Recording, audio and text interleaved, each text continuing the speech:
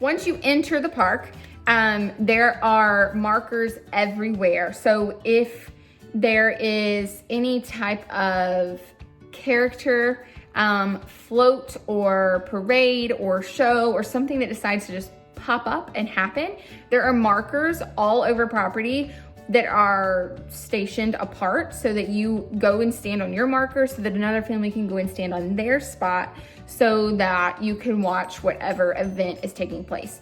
Speaking of event, I need to point out there are no fireworks shows, there are no castle shows, there are no parades, there are no character meet and greets. Pretty much anything that you can think of that would form a crowd that is not easily controlled is canceled. They do not have any character meet and greets. I already said that, but I also meant to say character dining experiences. There's only one character dining experience happening at this moment, and that is at Topolino's Terrace at the Riviera Resort. There are no, I don't really know why, because we have been to that character experience twice. It was amazing. We loved it. But I don't really know why they aren't allowing any other character experiences due to how well they handled that one. So I'll be interested to see when they decide to start rolling out characters. Like, I know Chef Mickey's is open. Cinderella's Castle will be opening soon, but they're not planning to have characters. There are no characters at Chef Mickey's. Crystal Palace is still closed. So it'll be interesting to see how that develops. But as I was saying, within the park, they do have cast members constantly reminding you to wear a mask. If your mask has gone below your nose, or if you have it pulled down for any reason and you are moving, you will be called out by someone.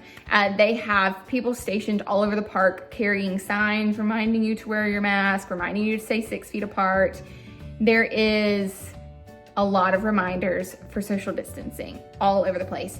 Every time you go to a ride, there are markers throughout the entire ride. The lines seem long at times because you are 6 feet apart from the next party. So even if it's one person, it adds up really quickly, but the lines move really fast.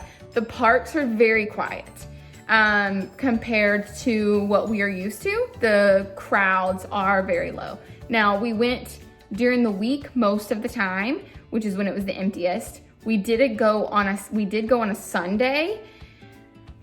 That was a lot. It wasn't even that it was crowded for Disney standards. It was crowded for social distancing standards, and like people were not being as aware as we felt like people were being during the weekday whenever it was just quieter. So you could tell the difference in the crowd. It almost feels like locals are during the week and visitors are during the weekend. And anyway, it's a bizarre thing to experience at Disney. It's just, you can tell that there's just a different vibe happening. Okay, let's see what else I was gonna say.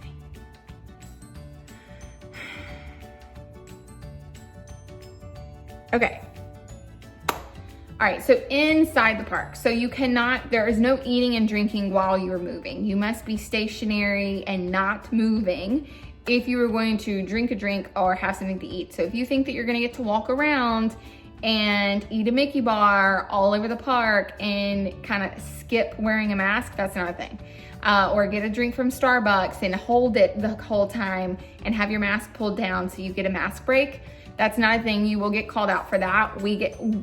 Unintentionally, we would do that and we would get called out for it just by random coworkers outside of stores or outside of attractions or anything like that. They are definitely vigilant on making sure everyone is wearing their mask at all times. So if you plan to get a snack or something to drink or you need a mask break, you just need to be socially distanced and stationary, not moving. Hand sanitizing and hand washing stations everywhere, all over the park. Every time you enter and exit a ride, all along the lines of a ride, they are everywhere.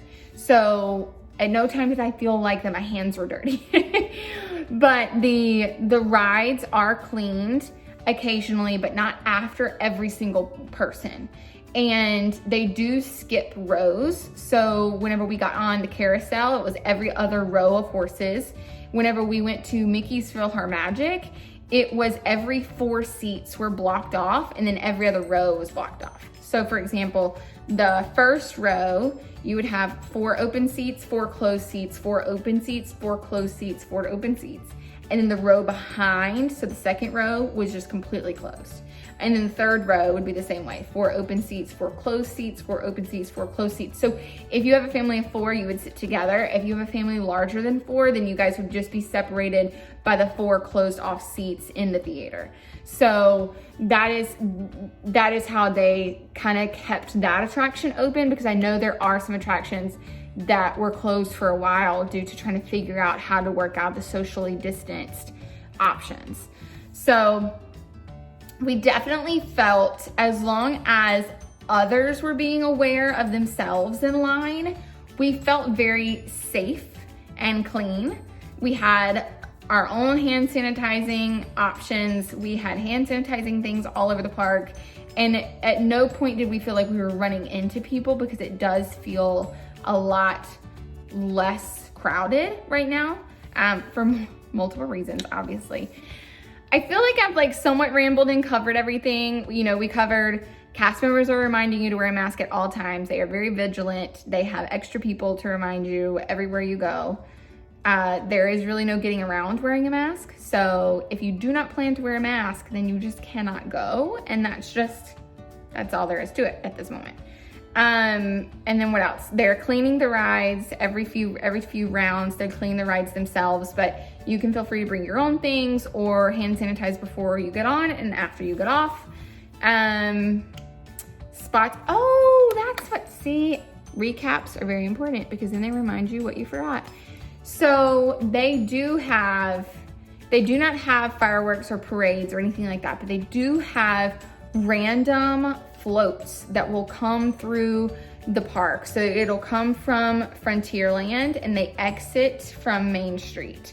So it comes all through Frontierland, through Liberty Square, around the castle and down Main Street. And it'll be, you know, random characters. So it could be Mickey Mouse and Friends. It could be a float of all the princesses. It could be Tinkerbell. And it's not announced. It's completely random. You do not know about it until it literally is right there at you. So there was one time where we heard music from a distance and we took off running to see who we were gonna get to see. And that is where you will have to look for the markers along the sidewalks to make sure you're standing on, so that you're socially distanced during that process. And then the train station is a really big character area. They have characters there pretty much all day. We've seen pretty much all of the princesses there. We have seen Peter Pan and some random friends there. We've seen Mickey and all of his friends there, and they just come and stand on the train station and they'll wave and talk to you, and it's interactive from a distance, and it's really fun.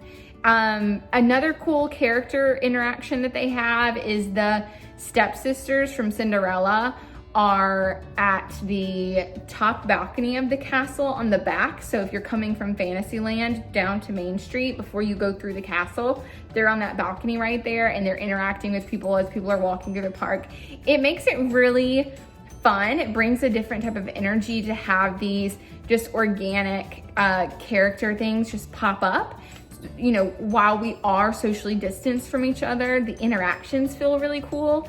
And it's fun just to get to sit and watch them interact with other people. So it's really interesting take on a character meet and greet.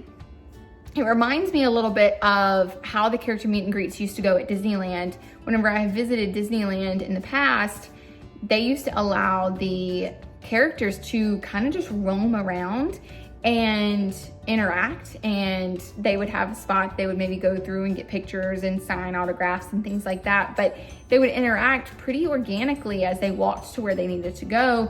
You don't really see that a lot at Disney World anymore. Sometimes you'll run into that at Epcot, but not as much at Magic Kingdom. So to have the characters just randomly stationed or randomly coming through on floats, it feels a little bit more magical, because it just is random and organic and spontaneous rather than standing in an hour-long wait time to see a princess or Mickey and Minnie or whatever. Now, I totally understand. We have done this in the past. So if that's something that's really important to you and it's not happening right now, I totally get it. It just may not be a right time for you to go. So that's the other question that I get is, if I did not live here, we just moved here during the COVID pandemic. For those of you that don't know, we moved here at the end of May. But I get the question a lot of, if we did not live here, would we make the trip to come here?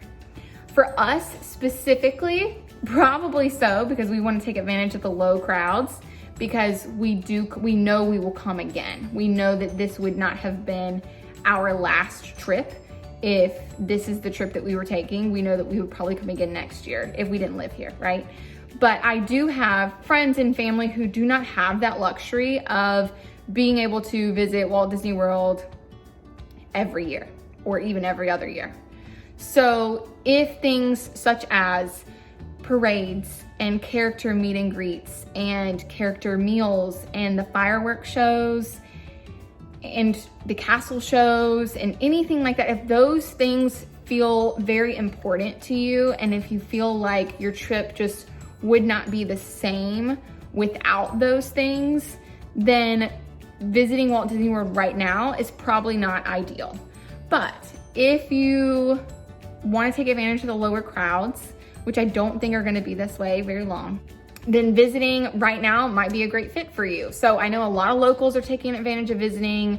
I know a lot of people that live in the South are taking advantage of visiting because, one, they just rolled out a new discount for people who live in the South, but it's something easy for them to drive to, and they don't necessarily have to buy tickets to fly, which is another thing. So if you don't want to have to fly, you live too far away to drive to Walt Disney World, that may be something that's stopping you. So there's like my rambling recap of what our visits to Walt Disney World have been like and what my suggestions for you would maybe be if you were to ask me in person.